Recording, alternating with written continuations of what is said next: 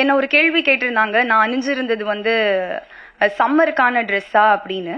அதாவது சம்மருக்கு இது மாதிரி ஸ்லீவ்லெஸ் போட்டுட்டு காத்து வாங்கிட்டு வந்திருக்கிறியாமா அப்படின்றதுதான் நீங்க கேட்ட கேள்விக்கான பொருள் அப்படின்னு எனக்கு ஒரு 5 செகண்ட்ல புரிஞ்சுது. ஆனா நான் வந்து அந்த இடத்துல கோவப்படுறதா இல்ல தொகுப்பாளினியா மேடை நாகரிகம் கருதி அமைதியா பதில் சொல்றதா அப்படின்ற குழப்பத்திலேயே நான் அந்த இடத்த கடந்து போயிட்டேன். அதுக்கப்புறம் நான் வெளியே வந்து உங்களை தேடினேன், நீங்க இல்ல. எல்லாரும் நான் உங்களை சரியா உங்களுக்கு பதில் சொன்னா என்னன்னு எனக்கு தெரியல. ஆனா மக்கள் எல்லாம் உங்களுக்கு ரொம்ப அழகான பதில்களையும் கேள்விகளையும் கேட்டிருந்தாங்க. அதை விட தாண்டி சக பத்திரிகையாளர் ஒருத்தர் ஒண்ணு எழுதியிருந்தாரு அந்த விஷயத்த பத்தி. அதை இங்க படிக்கணும் அப்படின்னு ஆசைப்படுறேன். எப்படி உடை அணிய வேண்டும் என்பதை அணியும் பெண்கள் தான் தீர்மானிக்க வேண்டும். பார்க்கும் கண்கள் தீர்மானிக்க கூடாது. அதிலும் பொறுப்பும் அனுபவமும் மிகுந்த ஒரு பத்திரிகையாளர் ஒரு பெண் தொகுப்பாளரின் உடை குறித்து இன்று சபையில் கேட்ட கேள்வி ஊடக அறத்தை கேலி கூத்தாக்கிவிட்டது. இதே கேள்வியை ஒரு பெரிய நடிகையை பார்த்து கேட்கும் திராணி நமக்கு இல்லை அல்லவா? பின் ஏன் எளிய பெண்களிடம் தன் பெண் மை இருக்கும் தைரியத்தில் கேட்க வேண்டும்? இன்று இந்த கேள்வி சமூக ஊடகம் எங்கும் ஒலிக்கிறது. இந்த கேள்வி ஒரு பத்திரிகையாளரின் கேள்வியாக பார்க்கப்படாது, ஒட்டுமொத்த தமிழக ஊடகத்தினரின் கேள்வியாக தானே பார்க்கப்படும். நாம் எரியும் கற்களை இயற்கை நமக்கே திருப்பி அனுப்பும் அப்படின்னு ஒரு பத்திரிகையாளர் எழுதியிருந்தாரு. அவருக்கு ரொம்ப நன்றி. அவர் பேரை தெரிஞ்சுக்கிறதுக்கு நான் ட்ரை பண்ண குரூப்ல தான் ஃபார்வர்ட் பண்ணியிருந்தாங்க. நான் வந்து சின்ன வயசுல நான் பேச்சு போட்டியில டிஸ்ட்ரிக்ட் லெவல்ல ஃபர்ஸ்ட் பிரைஸ் எல்லாம் வின் பண்ணியிருக்கிறேன் சார். உங்களுக்கு ஒர்க் எத்திக்ஸ் அப்படின்னா என்னன்னு தெரியுமான்னு எனக்கு தெரியல. ஆனா நான் விவரம் தெரிஞ்ச வயசுல இருந்து மேடை ஏறி மைக்கு முன்னாடி நிக்கிறதால நான் அழகான தமிழ் வார்த்தைகளை தான் பயன்படுத்துவேன் அப்படின்னு எப்பவுமே எனக்கு ஒண்ணு இருக்கும். ஸோ இதெல்லாம் படிச்சதுக்கு அப்புறம் மக்களோட கருத்துக்களை நீங்க படிச்சதுக்கு அப்புறம் சக பத்திரிகையாளர் சொன்னதுக்கு அப்புறம் உங்களுக்கு கொஞ்சமாவது புரியும் அவங்க சொல்ல வர்றது அப்படின்னு நினைச்சா அதை ஏத்துக்கக்கூடிய மனநிலையில நீங்க கொஞ்சம் கூட இல்லை அப்படின்னு உங்களோட ஃபேஸ்புக் பக்கத்தை பார்க்கும்போது தெரிஞ்சுது. அந்த கேள்வியை ரொம்ப நியாயப்படுத்தி ரொம்ப அபத்தமான விளக்கங்கள் கொடுத்து ரொம்ப வக்ரமான சொற்கள் அங்கேயும் நீங்க பயன்படுத்தியிருந்தீங்க. அதை பார்க்கும்போது எனக்கு வந்து நீங்க ஏன் இப்படி பண்றீங்க, மாற மாட்டீங்களா, புரியாதா அப்படின்லாம் எனக்கு கேட்க தோணல. ரொம்ப வருஷமா கேட்கறாங்க. எனக்கு இருந்த ஒரே கன்சர்ன் உங்களோட அடுத்த தலைமுறைக்கு நீங்க என்ன மாதிரியான மாரல்ஸையும் எத்திக்ஸையும் வேல்யூஸையும் கடத்துவீங்க அப்படின்றதான் என்னோட ஒரே எண்ணமா இருந்துச்சு.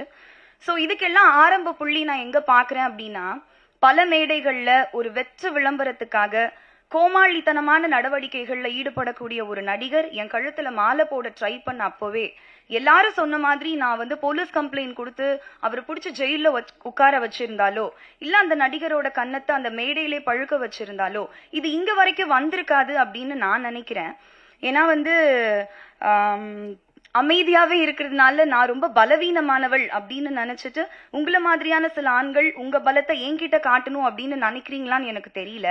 நான் ஏன் இது ரொம்ப கடந்து போயிட்டு இருக்கேன்னா இது எல்லாத்தையும் விட ரொம்ப முக்கியமான விஷயங்கள் நல்ல நல்ல விஷயங்கள் என் வாழ்க்கையில நடந்துட்டு இருக்கு. அதுல நான் ஃபோக்கஸ் பண்ணிட்டு இருக்கேன். அதனாலதான் இதை கடந்து போயிட்டு இருக்கேன். சோ நான் கேள்விப்பட்டேன் சார் உங்களுக்கு 50-60 வயசு கடந்துருச்சு, நீங்க வந்து பணி நிறைவு காலத்துல இருக்கீங்க, ரிட்டையர் ஆக போறீங்கன்னு கேள்விப்பட்டேன். ஒன்னும் இல்ல, ஒன்னும் பிரச்சனை இல்லை. இது ரொம்ப ஈஸியான ஒரு விஷயம் தான். ஆரோக்கியமான உணவு பழக்க வழக்கங்களுக்கு மாறுங்க. ஒரு நாளைக்கு 3 லிட்டர் தவறாம தண்ணி குடிங்க. நடைப்பயிற்சியோ யோகாவோ தியானமோ ஏதாவது ஒரு வகுப்புல சேருங்க. இயற்கையை ரசிங்க. சந்தோஷமா இருங்க. பாசிட்டிவான விஷயங்களை பேசுங்க. இது சீக்கிரமா சரியாயிரும் அப்படின்னு நான் நினைக்கிறேன். சோ இது பத்தி வந்து நபிகள் நாயகம் ஒண்ணு சொல்லியிருக்காரு. அதோட சொல்லி முடிச்சிடுறேன். ஒருவருக்கு பரிசுத்தம் வேண்டுமானால் அவர் தீங்கு விளைவிக்காத வார்த்தைகளை பயன்படுத்த வேண்டும். அன்னைக்கு அவங்க பேசும்போது ஒருத்தர் கூட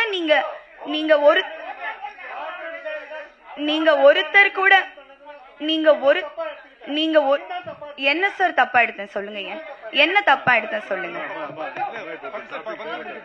சார்.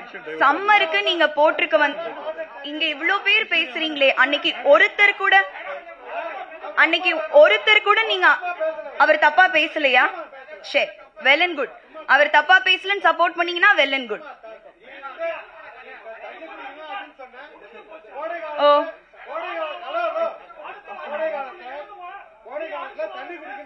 சரி, கோடை காலத்துல தண்ணி குடிக்கிறதுக்கும் நான் அணிஞ்சிட்டு வந்த சாரிக்கும் என்ன சம்பந்தம்? ஒருத்தர் கூட நீங்க அவரை கேள்வி கேட்கலையே. சரி, ஓகே. எனக்கு இந்த பதில சொல்லணும்னு இருந்துச்சு. இதோட இதுக்கப்புறம் என்ன வம்புக்கு இழுக்காதீங்க. இதுக்கப்புறம் சரி சரி சரி. தேங்க்யூ சார், இந்த டைம் கொடுத்ததுக்கு பெரிய நன்றி. Thank you sir. சோ இன்னைக்கான நிகழ்ச்சிக்குள்ள போயிடலாம். வணக்கம் அனைவருக்கும், இனிய மாலை வணக்கம். இந்த அழகான மாலை பொழுதுல உங்க எல்லாரையும் இங்க சந்திக்கிறதுல ரொம்பவே மகிழ்ச்சி.